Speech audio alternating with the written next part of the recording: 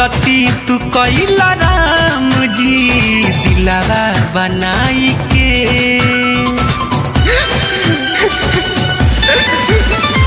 गलती तू कइला राम जी दिलावा बनाई के।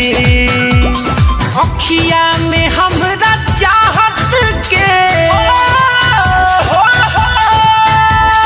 अखिया में हमरा चाहत के सपना सजाई के।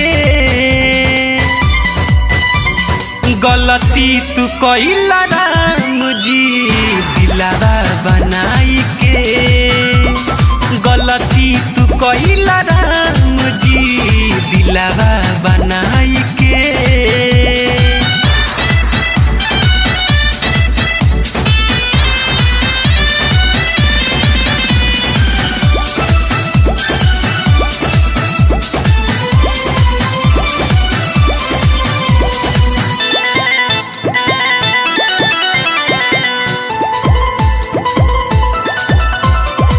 पल पल रही बेताब हो आदत भइल खराब हो।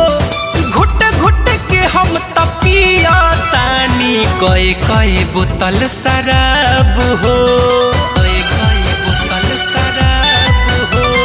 पल पल रही बेताब हो आदत भइल खराब हो। घुट घुट के हम तपिया तानी कए कए बोतल शराब हो। सगरो भइल अन्हार जब से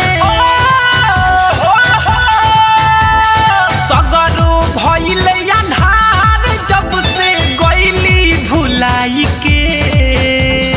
गलती गलती तू कइला राम जी दिलावा बनाई के। गलती तू कइला राम जी दिलावा बनाई के।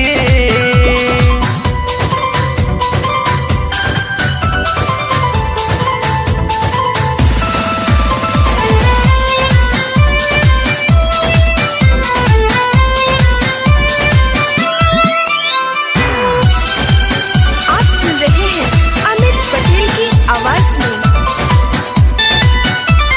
छूटल बजब से साथ हो दिन वो कटे न रात हो।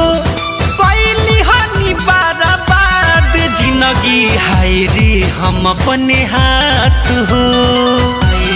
हम अपने हाथ हो। छूटल बजब से साथ हो दिन वो कटे न रात हो।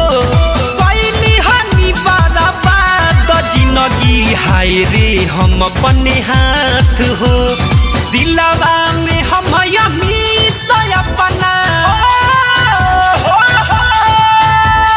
दिलवा में हम दीवार पर अपना उनका बसाई के। गलती गलती तू कइला राम जी दिलवा बनाई के। गलती तू कइला राम जी दिलावा बनाई के। अखिया में हमरा चाहत के अखिया में हमरा चाहत के सपना सजाई के। गलती तू कइला राम जी दिलावा बनाई के। गलती तू कइला राम जी दिलावा बनाई